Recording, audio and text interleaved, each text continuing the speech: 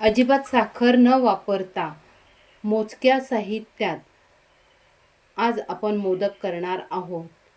गुरुपौर्णिमेनिमित्त आपल्या गुरूंना प्रसादी म्हणून मी हा मोदकाचा प्रसाद केलेला आहे आणि लवकरच गणपती बाप्पा पण येणार आहेत. त्यासाठी हा मोदकाचा व्हिडिओ कुठेही स्किप न करता पूर्ण बघा. आवडल्यास लाईक, शेअर, सबस्क्राईब करायला विसरू नका. तर चला आपण आपल्या रेसिपीला सुरुवात करूया. सर्वात अगोदर आपण 1 वाटी रवा घेतलेला आहे. बारीक रवा आहे. हा बारीक रवा आपण दुधामध्ये मिक्स करून घ्यायचा. गरम करून थंड केलेलं दूध आहे. व्यवस्थित ह्याला मिक्स करून घेऊया. 1 वाटी रव्यासाठी 1 वाटीच दूध, हे प्रमाण अगदी योग्य आहे. आता हे 10 मिनिटासाठी आपण असंच भिजत ठेवणार आहोत. रवा दुधात भिजत ठेवूया. इथे आपला रवा चांगला 10-15 मिनटं दुधामध्ये मस्तपैकी भिजला आहे. आता यासाठी लागणारी पुढची सामग्री मी तुम्हाला दाखवते. यासाठी आपल्याला लागणार आहे 1 वाटी खवलेला नारळाचा चव, गूळ आणि अर्धी वाटी साजूक तूप लागणार आहे.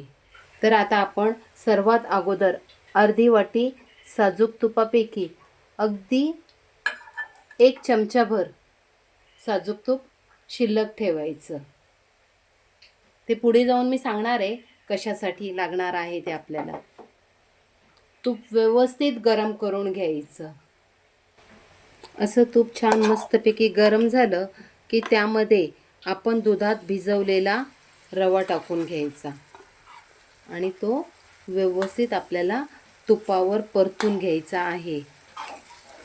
अगदी गॅस बारीक करून 10 मिनटं आपल्याला हा रवा तुपात भाजून घ्यायचा आहे. रव्याच्या सर्व गुठळ्या मोडत मोडत आपल्याला रवा भाजून घ्यायचा आहे. त्यामध्ये एक सुद्धा गुठळी राहता कामा नये. व्यवस्थित असा हलवून घ्यायचा. खाली लागू नाही द्यायचा आणि त्याचा रंगही बदली नाही करायचा. म्हणून मध्यम गॅसवर आपल्याला हा रवा भाजत राहायचा आहे. सतत रवा भाजत राहायचा. 10 मिनटं लागतात रवा भाजायला. असा 10 मिनटं रवा भाजून झाल्यानंतर आहे ना, आपण खवून घेतलेलं 1 वाटी नारळाचा कीस यामध्ये टाकून घ्यायचा आणि तो सुद्धा व्यवस्थित असा आपल्याला भाजून घ्यायचा आहे रव्याबरोबर. कारण नारळाचं ओलसरपणा हा पूर्णपणे सुकला गेला पाहिजे. त्यासाठी हे सुद्धा आपण 5 मिनटं अजून बारीक गॅसवर भाजणार आहोत. असं 5 मिनटं रवा आणि नारळ भाजून झाल्यावर आपण जे 1 चमचाभर तूप ठेवलेलं ते टाकून घ्यायचं. 2 ते 3 मिनटं आपल्याला पुन्हा भाजून घ्यायचं आहे. रवा अगदी मोकळा मोकळा होईपर्यंत आपल्याला हे भाजून घ्यायचं आहे.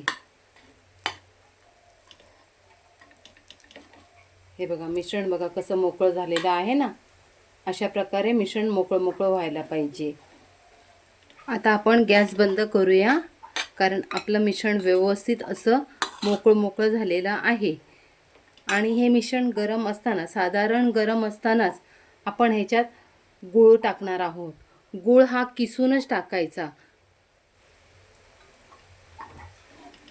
गॅस बंद आहे. गरम ह्याच्यातच आपल्याला हा गूळ ह्याला व्यवस्थित मिक्स करून घ्यायचा आहे. आता आपण हे मिश्रण खाली एका ताटात काढून घेऊया. मिश्रण साधारण थंड करून घ्यायचं. आता हे मिश्रण असं व्यवस्थित असं मिक्स करून घ्यायचं.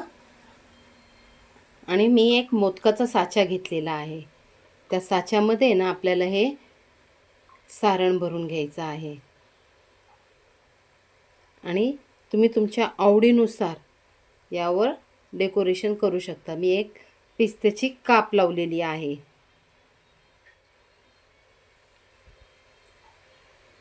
असं व्यवस्थित मिश्रण भरून घ्यायचं.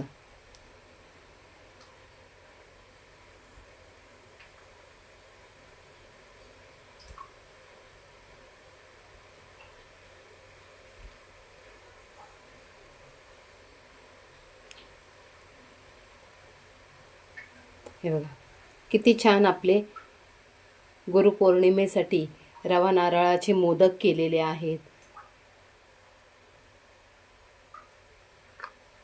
हे बघा, आता अजून एक तुम्हाला मी करून दाखवते.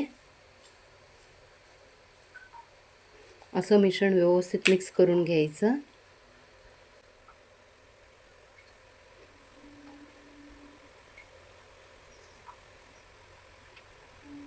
अगदी पटापट होतात. कुठल्याही प्रकारची तामझाम करायची गरज नाही. हे बघा किती सुंदर मोदक झालेला आहे. गुरुपौर्णिमेसाठी आपल्या गुरूंना देण्यासाठी काहीतरी आपल्या हाताने केलेला हा प्रसाद आहे. अशाच प्रकारे मी बाकीचे मोदक करून घेते. अशा प्रकारे आपण घेतलेल्या मिश्रणात माझे 22 मोदक बनून तयार झालेले आहेत. आणि एक छोटूसा लाडू आणि हा अग्निदेवाचा अगदी बारीक, म्हणजे 23 मोदक आपले एवढ्या प्रमाणात होतात.